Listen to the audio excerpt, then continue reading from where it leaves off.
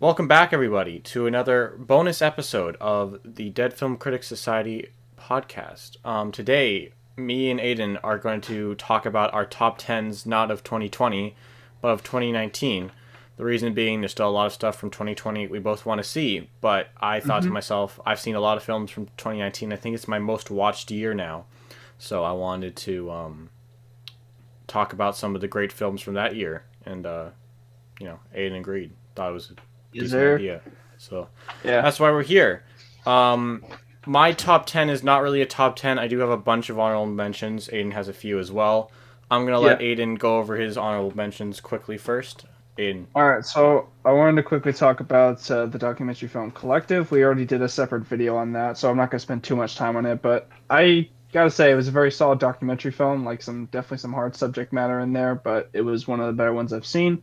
So I loved Spider-Man Far From Home. I think that was another solid entry in the MCU. I just hope they stick the landing again with this third film that's coming out. I also really like The Lighthouse. Daniel made me watch that for our Canada Bracket series. Very solid film. I probably could have included it on the list, but I think just because I saw it a little bit later, it wasn't like as good. Maybe if I saw it in theaters, I could have liked just a little bit more, but that's all right. And I also included one that you included as well, and that would be Klaus, one of the better Christmas films out there, and one of the best animated films I've ever seen as far as from an animation standpoint. It was just beautiful to look at, had a really great story, had a lot of heart. I quite liked it. My honorable mentions are First Cow, quickly. Directed by Kelly Reichardt. This was something that came out pretty late in 2019. I think it debuted somewhere. I think it may be at TIFF of that year. Wasn't talked about too much. Had a 2020 wide release, but I consider it a 2019 film since that's when it came out. It was very good. The beginning's very slow, but it was a very enjoyable film. Great characters, very enjoyable to watch. Has some fun crime elements. Very well done in a period sense, and just an enjoyable film overall. Dolomite Is My Name. The Lighthouse. Aidan quickly touched on this. Great performances from Robert Pattinson, Willem Dafoe. Amazingly shot. Just Mercy. I read the book before this. That's why I wanted to watch the movie, and it's a very solid movie from the director of Short Term 12, Daniel Destin Creighton. Very good movie. Great Michael B. Jordan performance. I think maybe his best dramatic performance. I think it's just maybe his best performance in general. Jamie Foxx is also really good in it. Just a great movie. Avengers Endgame. Honey Boy. Klaus also kind of made me feel some things. A beautiful story overall, great 2D animation. Knives Out is a great movie. Ryan Johnson, great script, very well done, very well shot, great actors, great ensemble overall. The Irishman from Martin Scorsese, 3.5-hour film that really does only feel like 2 hours, honestly. The editing is very well done, the pacing is great. I know some people have had a harder time trying to get into the first 2 hours, but it's amazing. Waves, Amazon Prime. This is definitely something that could easily go into my top 10 on a second watch because it was very well shot, insanely well shot. Kevin Harrelson Jr. as one of the leads is amazing. Taylor Russell as the second lead because it's film kind of has two leads because it's almost like two separate stories. But that unique story structure really worked for me. Amazing performances. A great score from Trent Reznor and Atticus Ross, and just a story I really connected to and felt emotional about.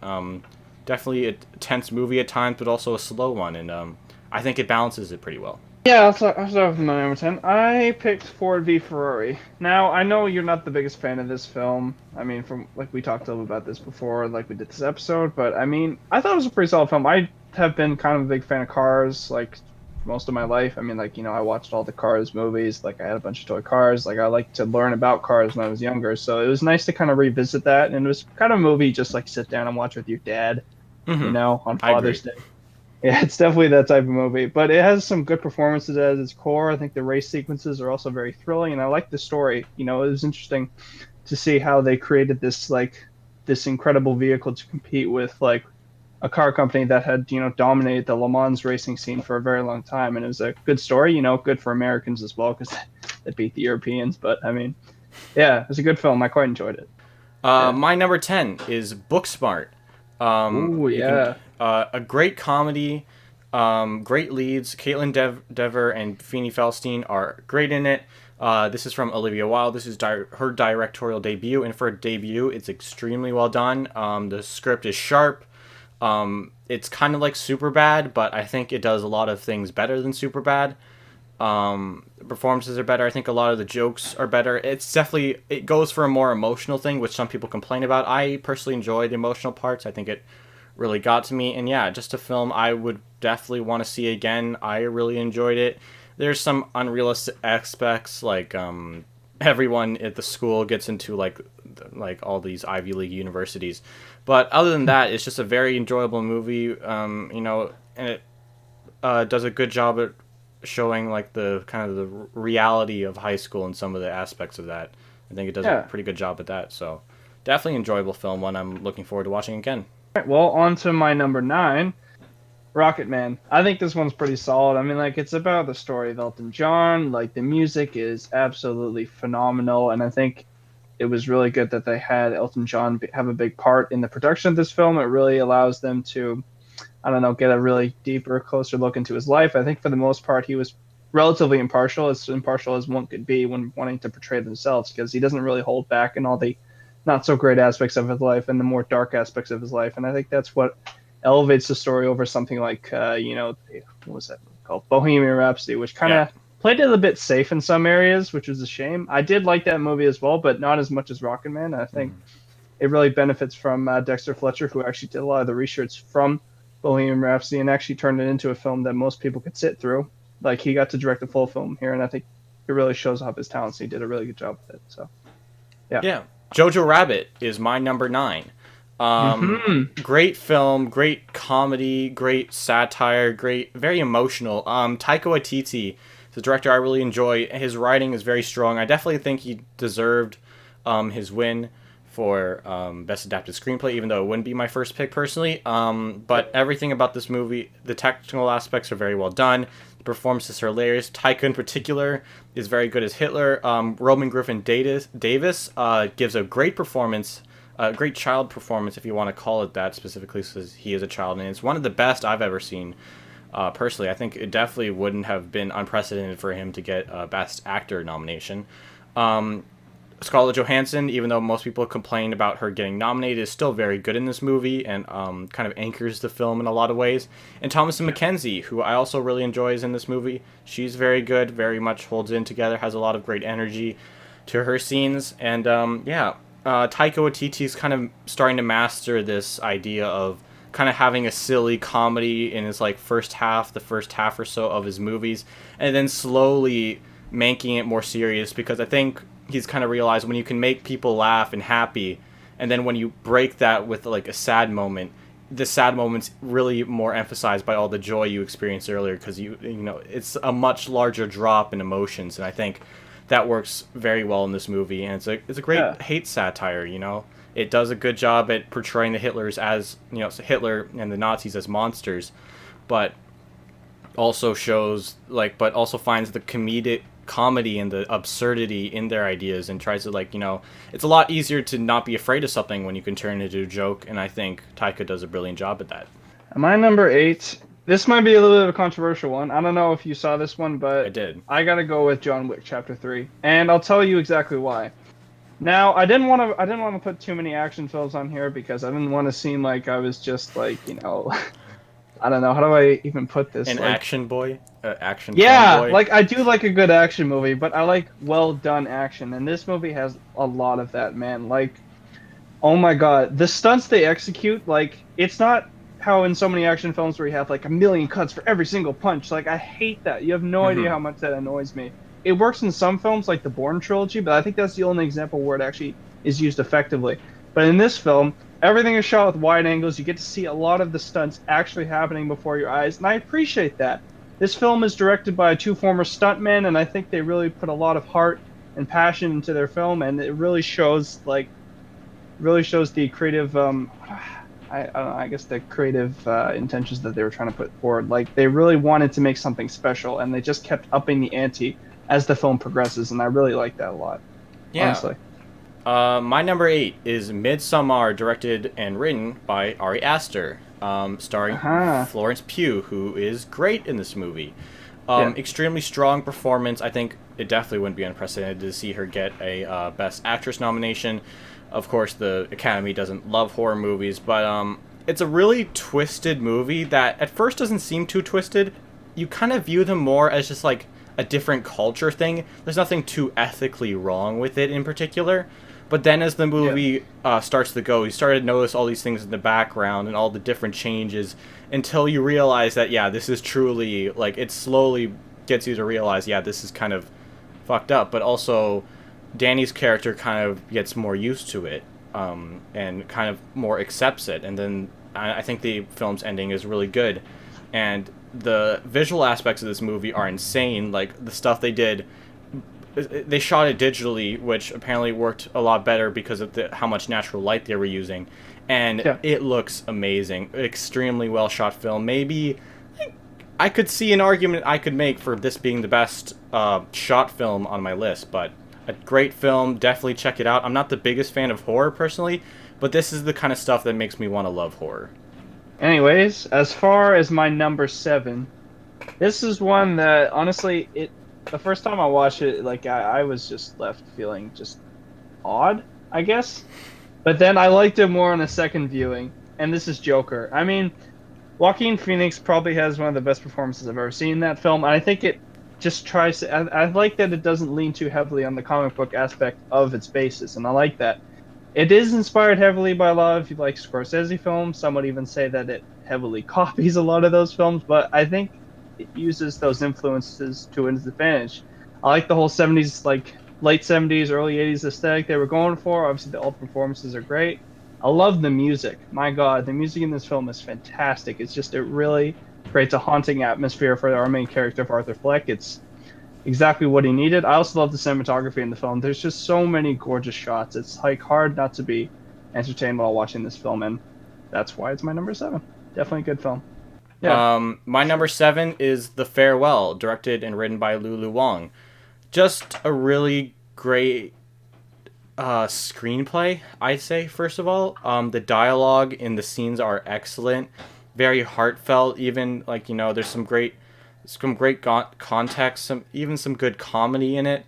It's in like 2 languages, which I don't know if you've ever tried to direct a movie in 2 languages, but I can't imagine that's very easy. And Lulu Wang pulls it off very well. The performances are great. Awkwafina gives her strongest performance. Zhao Sen as the grandma is very lovable, very reminiscent of Yu Jung, Minari performance in a lot of ways. But I think this one hits home to me a little harder because I've had some family members who've gone through the same thing like this, and that is kind of one of my complaints with the movie, is that it felt like there are a lot of Asian Americans who could have directed this movie, and it feels like Lulu Wang doesn't have the most unique voice as far as like cinematography and a couple other story choices and any other technical choices. But the cinematography is still very well done. It's very emotional, and a film I'll be willing to watch a lot of times. And I think I don't think it's too accessible, but I think it's definitely worth a watch for everybody. On to number 6. Now, I was hesitant to put this one on here because I felt like the trilogy it should have just been a trilogy. This whole series could have been a trilogy. And this film is Toy Story 4. Like, it doesn't have a real reason to exist, but I am glad it's here. I did think it was a pretty solid film. The animation has severely upgraded since 2010's Toy Story 3. I think that was the main selling point of the film. I mean, it looks brilliant. Like, some of the shots, it's a bit like Soul in that way. Some of the shots and like the way that lighting is used make it look almost realistic. It's incredible. I don't understand. Like, I don't know how like far we're gonna come in maybe 10 years from now. Like, I don't know how much better this is gonna look, but my God, it was beautifully animated film. And I think all the voice acting is still pretty solid. I mean, like, there's not too much to complain about this film. It's a solid story. I just don't exactly see the reason for this like one to like I guess exist. Like, everything is solid about it. It would have been higher if the series kind of led up to this film a little bit more, but it was kind of felt like it was just shoved in there to make a little bit of money. But not to say that it wasn't good. So Yeah. yeah. My Yeah. number 6 is Little Women, directed and written by Greta Hmm. Gerwig. I really enjoyed this film. I had not read the book, but I kind of do want to read the book now, even though I don't think I'll enjoy it nearly as much as I enjoyed this movie personally, because Greta Gerwig made my favorite movie of 2017 with Lady Bird, and with this film, she pretty close to matching it in a lot of ways. It's definitely improved on a technical level. The way they use lighting to distinguish between time periods and light scenes is amazing. It looks a lot better than Lady Bird in a lot of ways. I think the movie can be a little stilted to more people if you don't really connect to the story. I personally connected to the story a lot, and I really enjoyed it. The performances are all great. Saoirse Ronan, Florence Pugh. I think Timothée Chalamet might be my favorite actor in this movie. He's very charismatic when he needs to be, but also extremely sad. He's got that Yeah. sad boy vibes to him very well in this movie. Better than, he's been sad before, but I think he might do it the best in this movie despite having a smaller role in it. And, yeah, great performances, very enjoyable. I'll be watching it again. I kind of relate to the character because like I've wanted to write things like screenplays and books, so I kind of get that ambition to want to make a story that you enjoy, but also one that might Yep. be successful at the same time. And I Yep. enjoy that aspect of it a lot.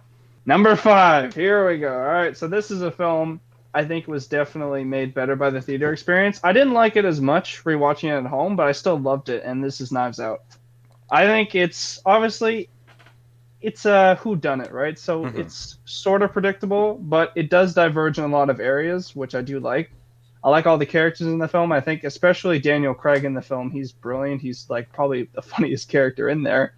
And he has one of the funniest like lines of dialogue I think I've ever heard. It's a donut hole inside a donut hole inside a I don't know. I don't want to spoil it too much, but great film. I think it was a good point for Ryan Johnson to go to after the extremely divisive film that was The Last Jedi. And I liked how he kind of poked fun at the internet trolls who kind of gave him crap for that film by including a character who was an internet troll. That was one of the funniest things in the film, to be honest with you. But aside from that, the writing is also fantastic. Like I said, the humor is really good. The performances are all fantastic. I even love the music. I think it's just a solid film all around, and it does a lot of new things in this genre. And I can't wait to see more from him in this series because there actually is going to be a series. They're supposed to do like maybe one more or two. I can't. I'm not sure, but Yeah. it should be cool. Yeah. My number 5 is The Last Black Man in San Francisco. I think a pretty underlooked film overall. And I can see why. It's not very exciting, and you might not get the point. I don't think many people could get the point of it. But if you connect to this movie like I did, I think you'll really enjoy it. I said Midsummer might be the best shot movie in this list. I think this one is. The look of Yeah. this movie is insane. I don't know what they did. They used some kind of like different color grade and like lens, but it looks fantastic. I really enjoy the look of this movie. There's like only one shot I don't like, and that's only because they allow more natural light in it. And it kind of blends over the shot too much. But every other shot in this movie just looks, oh man, it's so good looking. The performances are great. Jonathan Majors is particularly strong. Jimmy Fails, I think his name is Jimmy Fails. His character is that's also his character name at the same time. Yeah, and I kind of like how personal this felt. It was almost documentary esque in a lot of ways, and it's about like you know like your hometown. It's about your legacy, kind of as a family legacy kind of thing for people who don't really have that much, right? Not like some white families who have like years of like money and stuff. It's kind of just like this one guy who has a grandfather who we believe built this magnificent Victorian style home in the heart of San Francisco, and his like kind of passion to protect it and ensure it stays around. And Yeah. it's a very fascinating film, one about gentrification as well, and also has some racism elements to it, and it's very emotional in a lot of places, and I think that works very well. Um, yeah, like I said, a gorgeous, gorgeous movie. I think that's why it's so high on the list for me. There's Yeah. nothing I don't like about it. The story might be a little bit weak, but like there's some amazing scenes. Um, Emile Mosori does the music for it, and it is fantastic. I love it. I've talked about him regarding Kajillionaire and Minari. And Yep. you know, this score, I think it's the weakest of those three, but still very, very good and definitely a close competitor. Definitely not lacking at all. And yeah, there's nothing about this film I didn't like. I loved the visual aspect of it, and I think it's definitely worth the watch. Even though I don't think as many people love it as much as I did, but 100% Yeah. worth a watch.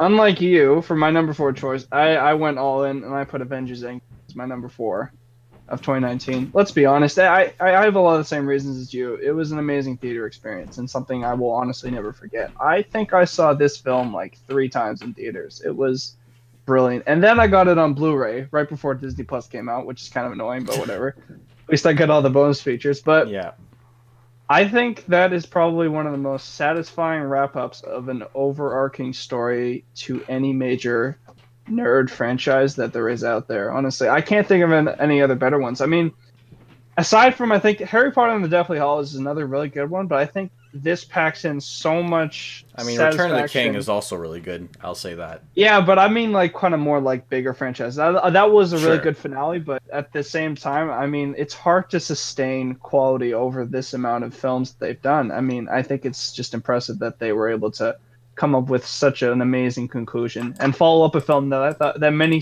deemed to be like almost perfect in Avengers Infinity War. Well, not almost perfect, but like an amazing film nonetheless. Yeah, But definitely want top tier yeah, MCU movie.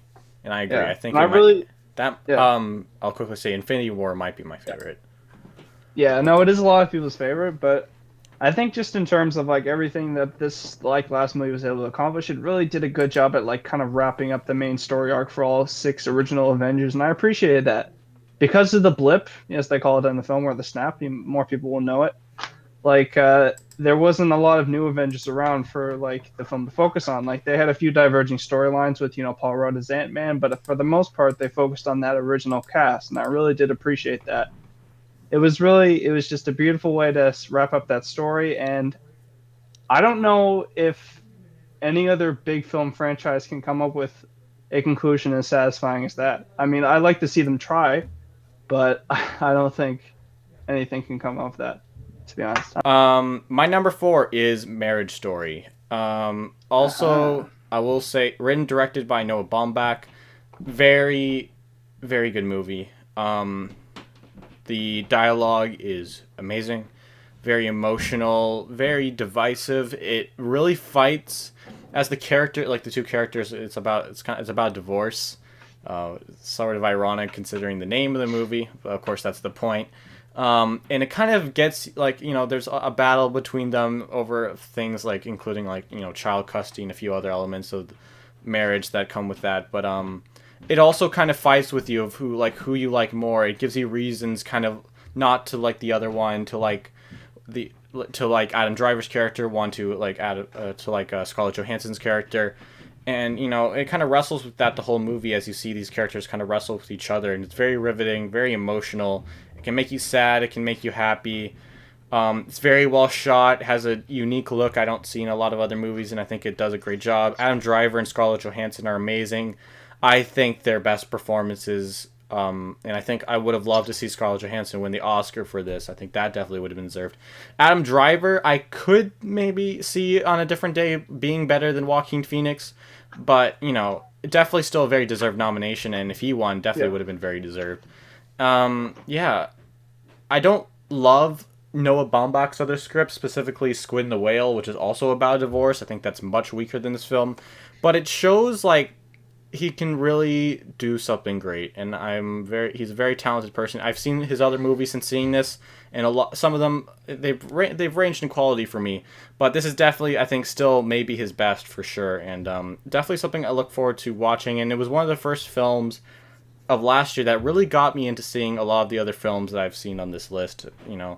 So my number three choice is something I have on Blu-ray, and I think you know what I'm about to say. It's 1917. I think this is probably one of the best shot films I think I've ever seen. Roger Deakins does it again. He's just such an amazing cinematographer. Like I've seen so many of his films that he's done, and just everything he's able to accomplish. Like it's not easy what he did. Like he managed to stitch an entire film together and only one visible cut throughout the entire film. I think that's impressive, honestly. Like don't know if any other cinematographer could accomplish like could accomplish something like that because you have to get really smooth shots for that to happen. Obviously, it does take place on the editing floor as well, but his cinematography was a main component in making this film truly special. I also really liked the performances. I liked how they decided to cast like lesser known actors in the lead roles, and they cast more like well known actors in the like I guess like higher up roles, and that apparently that was to portray the sense of celebrity that many of those like big officers like had back in the day. I actually didn't know that. I was watching some of the special features, and that's what they were talking about. That was the main driving force behind that, and I like that aspect of it. I think that was a really subtle way to show like I guess like the futility of the war that they were fighting because it was basically over nothing, but all these people got famous for it while like smaller people had to suffer, and that's kind of what the movie is about as well. So yeah, it's a great story. All right, my number three is Portrait of a Lady on Fire. Something I think many people have dubbed a modern masterpiece, and after seeing it, they're very correct. This film is very well shot. I don't think that's the strongest part. I think the screenplay is extremely well done, and it's a very emotional film. One that has good LGBTQ representation, but also kind of has that it does a very good job at kind of like showing like it's a lot about love and kind of what it means and how it's restricted in this way because it's obviously being a period piece. Being LGBTQ or in this case lesbian was very much looked down upon, so how they kind of have to act a different way around the other people while in the house, but then while they're out in these more open settings with a lot more wide shots, they're able to be themselves and love each other a lot more. And I think this film does a beautiful job at that. The acting is amazing. Both the main actors, are incredible. Great performances. And like I said, the direction, everything about this. There's nothing bad about this film. A very loving film. The ending is very well done, and it has something to do with music. I don't think it's the best ending of the year, as some other people have dubbed it, but it is still very, very good and very emotional, and a great film. Definitely check it out. Now, on to our number two selection spot, and that is going to be for me. I know you have mixed feelings about this film, and for me, it's Once Upon a Time in Hollywood. And for the simple reason that it's Quentin Tarantino, man. Like, he doesn't put out a lot of films, but when he does, I think they're always like these. I'm not going to say, I don't know if they're really epic, but they are very grandiose, and I do enjoy watching them. I think this has a great Leonardo DiCaprio performance at its core. It has some great like late 60s references. It has great atmosphere. I do like Brad Pitt in the film as well, and it's just beautifully shot. I love all the music that they use as well. It's just all in all, it's a very good movie. I do like the humor as well. Like it can be a bit dark in some aspects, but I think for the most part, it's pretty cool. And I love this thing that he's been kind of doing with his like kind of later films where they're like kind of revisionist. You know what I mean? Like Yeah. he would go back in time and change things that probably wouldn't have happened. Like for example, in Django Unchained, the character puts on sunglasses. Those were not Yeah. around in the old West times. And in this film, Leonardo DiCaprio as an actor basically saves Sharon Tate from Marilyn Manson. Oh my God, Charles Manson's goons. Yeah, so I think that was kind of cool. It was nice to see like that actress get a happy ending because unfortunately in real life, her life is very tragic. It was a very short-lived acting career, but I don't know if it would really maybe I don't know if it really would have compared to living with Roman Polanski, a notoriously horrible person. So I mean, Yeah. Number two, Uncut Gems. This yep. film is amazing. Adam Sandler is incredible in this film. It is a absolute crime that the Academy didn't. This is the one thing that A24, a studio that's known for a bunch of indie films, it also did Waves and The Farewell. They focused all their like apparently awards push on this, and unfortunately, it still got completely snubbed. And it's kind of gross that Adam Sandler did not get nominated because he is incredibly good in this movie. And I really don't think that's raised by the fact that he's more known for comedy. It's just because it's just a really good performance. Very chaotic, very lots of energy, a weird guy, but who you can also relate to in a good amount of ways, even though he's crazy. He's addicted to gambling. He's insane. He makes a ton of stupid decisions, and he loses a good amount of his humanity in that. It's kind of hard to relate to him in some parts, but thanks to his performance and some of the other characters like Julia Fox, who does a very good job, it feels relatable. And it's grounded enough. The way this film is shot makes it extremely tense. This is one of the other films that first got me into film personally, and the way they shoot this movie makes it extremely tense. I think this is maybe my most intense experience at any movie overall, which is why it deserves definitely to be this high in the list. The ending is insanely good. I really enjoy the ending. It was the first time that they really did something different with the ending that I hadn't been really used to in movies. You'll understand when we watch it. And I really like the basketball and gambling elements of it. They kind of took this real game. They actually got Kevin Garnett to like play he play himself, and he does a good job at that, which, you should be good at playing yourself in theory, I guess, but still does a very good job.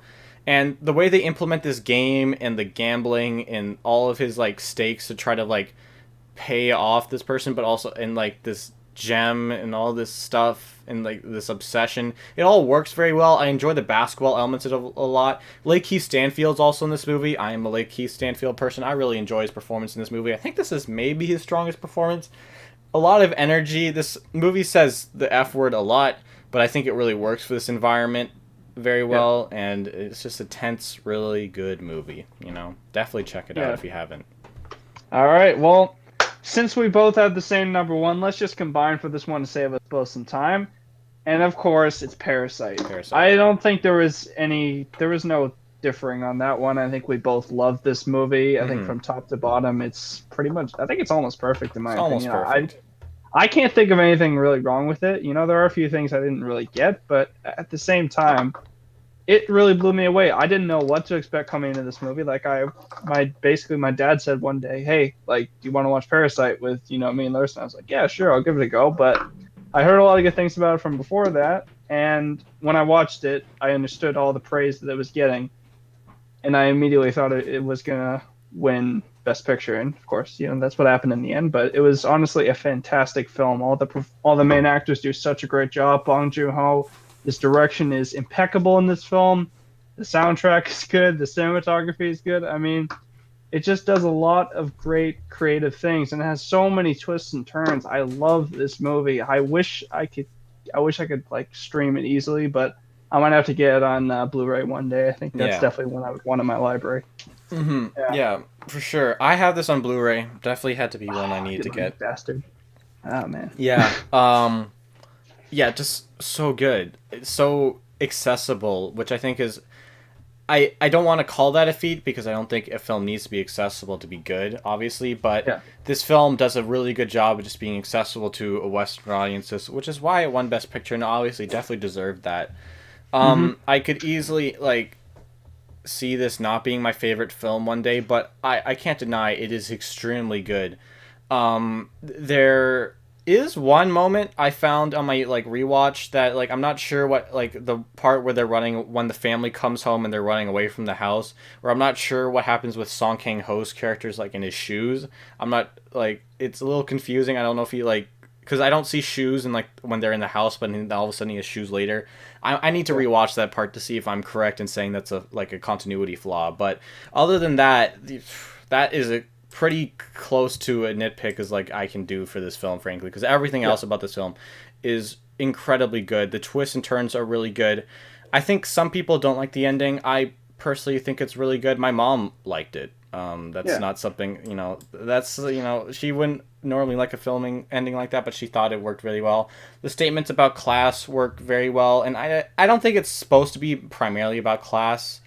I think it's supposed to be the layer for a really good movie that has a lot of things to say, but also it just is a really good use of a kind of a symbol and theme to drive a story and drive a thriller that isn't just a thriller. It's also really funny. It can be very tense and also just very bizarre. Sure. But it's bizarre. Its bizarre elements also work very well from the film, and it's just a film that is extremely well done.